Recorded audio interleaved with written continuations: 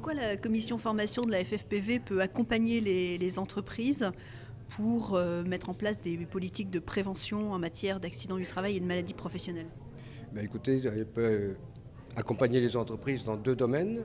Le premier en faisant une veille auprès des sites CARSAT pour apporter des méthodologies correspondant à leur démarche pour permettre au CNO, dans le cadre du CNO, de faire des travaux corrects et d'avoir une bonne collaboration avec les CARSAT.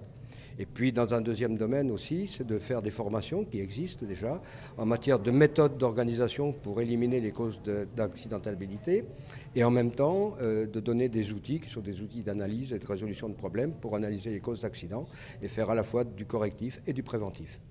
En matière de formation, quels sont selon vous les éléments positifs apportés par la CNO?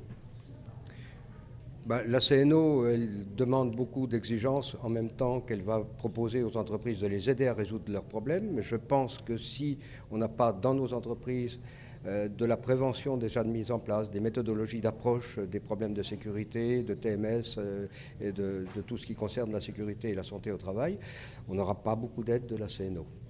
Et justement, sur ce point, quelles sont les actions de formation que vous conseillez de mettre en place aux entreprises? Elles existent sur plusieurs domaines. Le premier, c'est le réglementaire. Il y a un stage qui existe de formation sur l'aspect réglementaire de la sécurité. Le deuxième, c'est l'élimination des risques d'accidentabilité dans l'environnement. C'est la méthode 5S, entre autres, qui est connue par pas mal d'entreprises. La troisième, c'est d'apporter un plus à partir de là dans les gestes et postures. Et il y a des stages et des formateurs qui existent pour cela.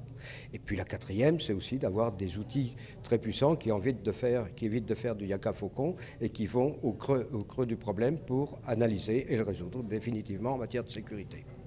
Et qui appelle-t-on pour disposer de ces formations? On appelle Nathalie Ramon, qui est charmante et qui connaît bien tout le programme de formation et avec qui nous avons des échanges réguliers pour permettre de répondre correctement à nos adhérents. Merci beaucoup.